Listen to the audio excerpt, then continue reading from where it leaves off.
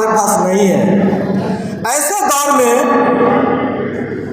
बहुत सारी बातें यहाँ कही जाएगी और ये खगड़िया है।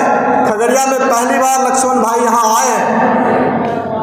खगड़िया क्रांतिकारियों का जगह है।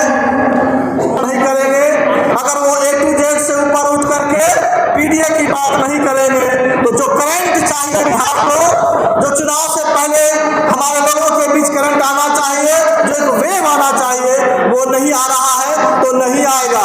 इसलिए अगर वो चाहते हैं कि हम सामाजिक न्याय की स्थापना करें, बिहार में सामाजिक न्याय की सरकार बने और फिर से बिहार पूरे देश के अंदर सामाजिक न्याय को सवाल को लेकर के आगे बढ़े और पूरे देश का बिहार नेतृत्व करे, तो 2025 के चुनाव के पहले हमारे अपने लोगों को, पिछड़ों को, दलितों को, अकलियतों को, आदिवासियों को बहुजन कंसेप्ट में काम करते हुए।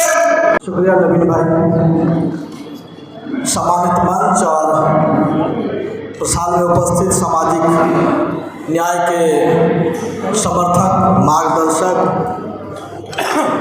और मौजूदा वक्त में सामाजिक न्याय पर जो हमले हो रहे हैं उनकी लड़ाई लड़ने के लिए हम सब यहाँ इकट्ठा हुए हैं। मंच पर हमारे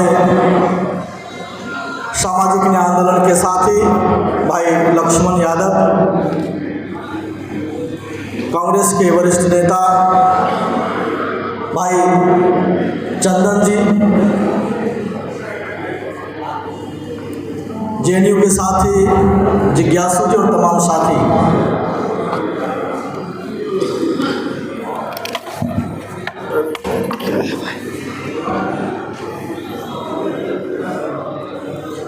असल में कार्यक्रम बहुत लेट हो गई है और हम लोगों को संक्षेपण करना था, बोलना नहीं था। हम लोगों ने सूची से नाम हटवा लिया था।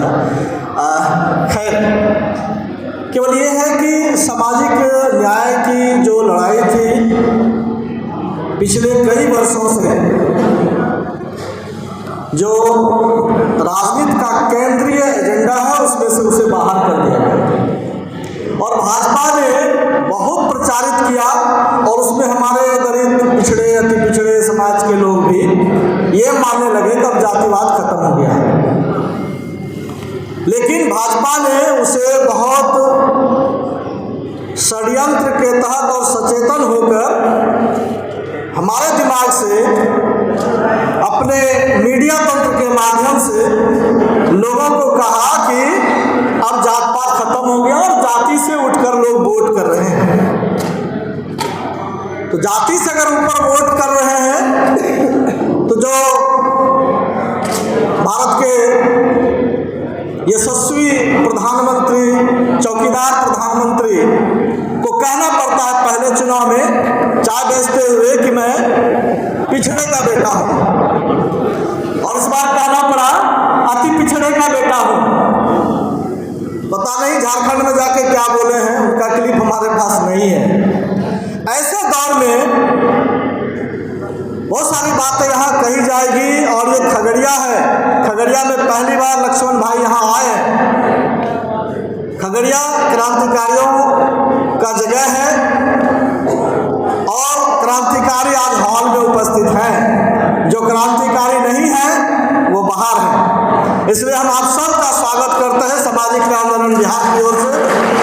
और सामाजिक न्याय आंदोलन बिहार की स्थापना इसलिए की गई थी कि ये जो आवारा पूंजीपतियों के नेता हैं, जो लगातार मनोविधान को थोप रहे हैं, हम लोगों का एजेंडा रहा है कि जाति जनगणना कराया जाए और जाति जनगणना केंद्रीय स्तर पर नहीं किया गया। आप देखे होंगे इसी बिहार में जब दो पिछड़े अलग अलग लड़ रहे हैं और मलाई और खा रहे कोई, तो जब दो पिछड़ों के नेता एक साथ इकट्ठे हुए तो 17 महीने के अंदर बिहार में जाति सर्वे हुआ।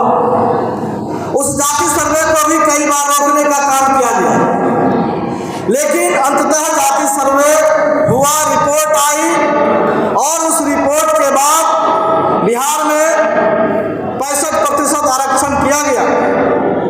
लेकिन जो लोग कह रहे थे कि अब जात पात खत्म हो गया है, वो लोग उसे 9वीं सूची में नहीं डाल रहे। 9वीं सूची में उनको डालना चाहिए था और ये काम पहले हो चुका है, तमिलनाडु में हो चुका है। और जाति जनगणना का काम सबसे पहले भारत में अगर कहीं हुआ तो केरल के अंदर हुआ। नंबूदिरी पाद की सरकार थी, निश्चित ब्राह्मण की पार्टी थी, वो ब्राह्मण थे, बावजूद वहाँ जाति जनगणना हुआ और केरल के अंदर एक विकास का मॉडल डेवलप हुआ। और वहाँ आपको मालूम है कि केरल आज देश के सबसे शिक्षित राज्यों में आता है। हम बिहार में सबसे ज्यादा अगर बात होगी तो लोग कहेंगे सबसे ज्यादा IAS बिहार से उत्पन्न होते हैं, तो दूसरी तरफ आप देखेंगे कि सबसे ज्यादा पलायन करने का काम मजदूरी के लिए जो बिहार से बाहर जाते हैं वो बिहार से है। सबसे ज्यादा गरीबी भूखमरी बिहार के अंदर है। और बिहार में जब देखेंगे कि बड़े नेताओं को, तो सबसे बड़ा धन्ना सेठ भी बिहार में नेता है। बड़े बड़े घोटाले, सृजन घोटाले इसी बिहार के अंदर हुआ है। हम लोगों को सामाजिक न्याय आंदोलन की लड़ाई को आगे बढ़ाना चाहिए। और हम लोग जो अलग अलग टुकड़ों में बटे हुए हैं, खास करके हमारे जो अति पिछड़ा समाज के लोग हैं, मैं अति पिछड़ा समाज के अंदर से ही आता हूँ, और वो वोट आज अपने पिछड़ा वर्ग के लोगों से दूरी बना करके अगले लोगों के बीच जा रहे हैं। सचेत होकर के अपनी बात को समझिए कि ये लड़ाई अकेले ना दलित जीत सकते हैं, ना कि पिछड़े जीत सकते हैं, ना पिछड़े जीत सकते हैं। अगर इस लड़ाई को जीतना है तो हमारी इसी एकता में, यूनिटी में जो बहुजन कॉन्सेप्ट है जिस पर लक्ष्मण भाई बात रखेंगे, और उस बहुजन एजेंडा पर हमें आगे बढ़ना होगा। और आपने देखा होगा 2024 के इसी लोकसभा के चुनाव में जब उत्तर प्रदेश में माननीय अखिलेश यादव जी ने PDA की बात की, पिछड़ा दलित अल्पसंख्यक की बात की, तो उनका ग्राफ कितना आगे गया। और अगर बिहार में हम लोग इस बात को अगर लागू नहीं करेंगे तो जो चुनाव का दौर 2025 में आ रहा है, तो सामाजिक न्याय का एजेंडा हम लोग बोल रहे हैं, और अगर हमारे नेता सामाजिक न्याय की बात नहीं करेंगे, अगर वो A to Z से ऊपर उठ करके PDA की बात नहीं करेंगे, तो जो करंट चाहिए बिहार को, जो चुनाव से पहले हमारे लोगों के बीच करंट आना चाहिए, जो एक वेव आना चाहिए, वो नहीं आ रहा है तो नहीं आएगा। इसलिए अगर वो चाहते हैं कि हम सामाजिक न्याय की स्थापना करें, बिहार में सामाजिक न्याय की सरकार बने, और फिर से बिहार पूरे देश के अंदर सामाजिक न्याय को सवाल को लेकर के आगे बढ़े और पूरे देश का बिहार नेतृत्व करे, तो 2025 के चुनाव के पहले हमारे अपने लोगों को, पिछड़ों को, दलितों को, अकलियतों को, आदिवासियों को बहुजन कांसेप्ट में काम करते हुए अपने 90% के अधिकार को लेते हुए हमको आगे बढ़ना पड़ेगा। जिस बात को बाबू जगदेव प्रसाद ने कहा था, 100 में 90 शोषित है, शोषितों ने ललकारा है, धन धरती राजपाट पे 90 भाग हमारा है। बहुत बहुत शुक्रिया, बहुत बहुत धन्यवाद। अगले